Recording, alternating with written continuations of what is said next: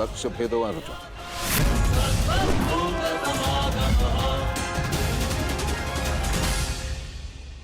मैं नहीं चाहती कि मेरा कोई भी पुत्र एक दूसरे का वध करे।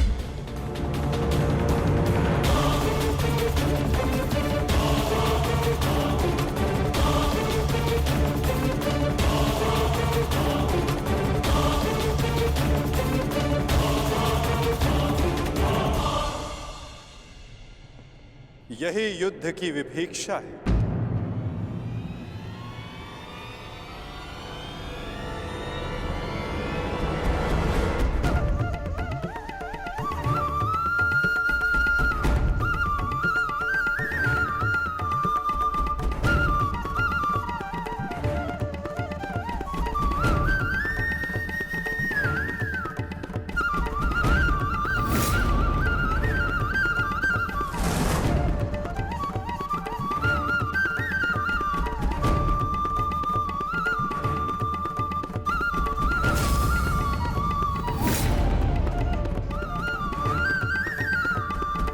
चाहे जो भी पक्ष जीते, परंतु हानि दोनों ही पक्षों को होती है।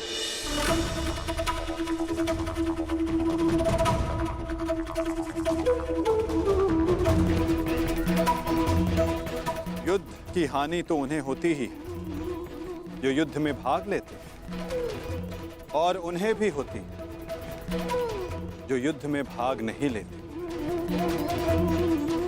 और अब जो मैं बताने जा रहा हूं, यहां उपस्थित कुछ लोगों को यह ज्ञात है, और जिन्हें ज्ञात नहीं है वो इस बात को जान लें।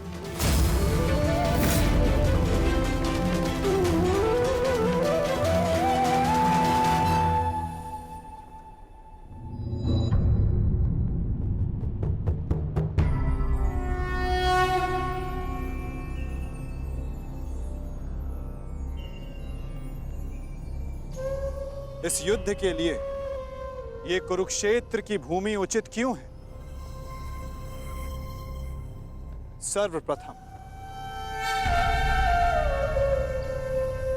ये धरती कुरुवंश के अधिकार में आती, इसलिए इस धरती पर कौरव और पांडव इन दोनों का समान अधिकार है।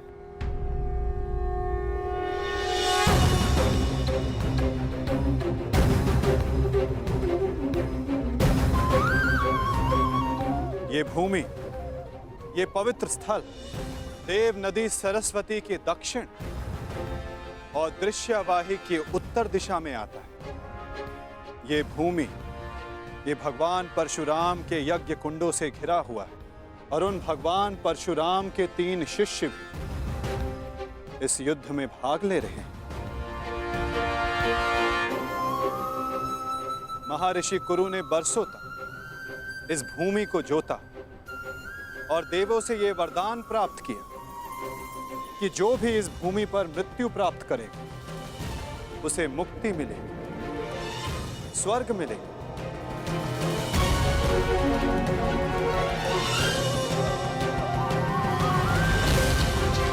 और जिसे विजय प्राप्त हो उसे न्याय मिलेगा।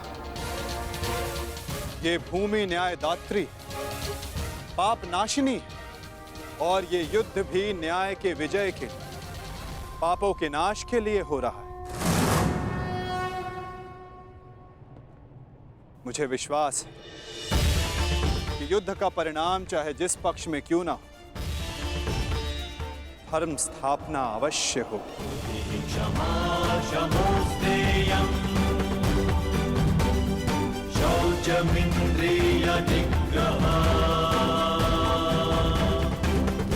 आज से 1 सप्ताह के बाद युद्ध की तिथि निर्धारित हुई। दोनों ही पक्षों के पास युद्ध की तैयारियां करने के लिए 1 सप्ताह का समय है।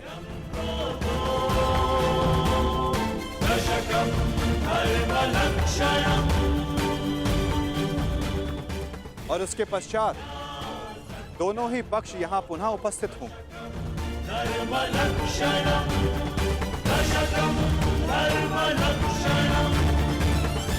युद्ध के नियम निर्धारित करेंगे, फिर आरंभ होगा महाभारत का।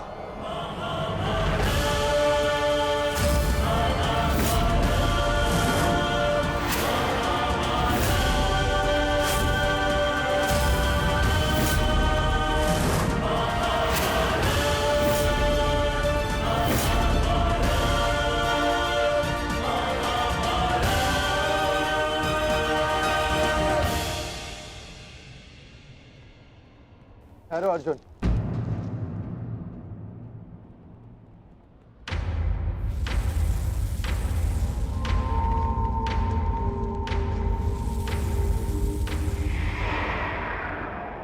युद्ध से पहले भी आप हमारे श्रद्धेय थे, युद्ध में भी होंगे और युद्ध के पश्चात भी।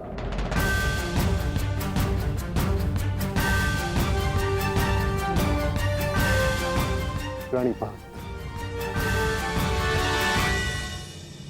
आयुष्मान भव।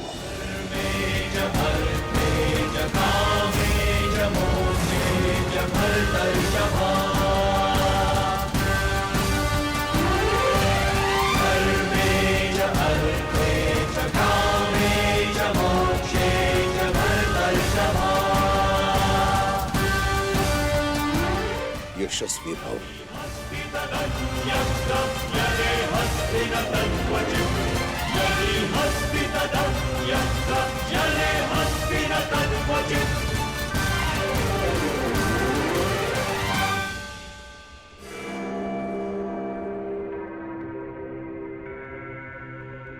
ये क्या था पितामह, जिन्हें हम युद्ध में परास्त करके उनका अंत करना चाहते हैं, उन्हें आप लंबी आयु का आशीर्वाद दे रहे हैं? ये दुर्योधन जब छोटे आशीर्वाद मांगे तो उनको आशीष देना बड़ों का कर्तव्य है।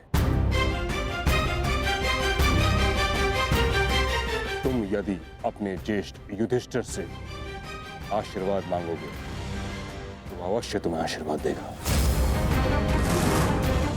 इतनी बड़ी सेना है तुम्हारे पास, मेरे केवल एक आशीर्वाद देने से तुम अपना आत्मविश्वास खो बैठे। तुमने जो चाहा तुम्हें मिला, वो सब कुछ तुम्हारे पास है जो तुम्हें चाहिए। मैं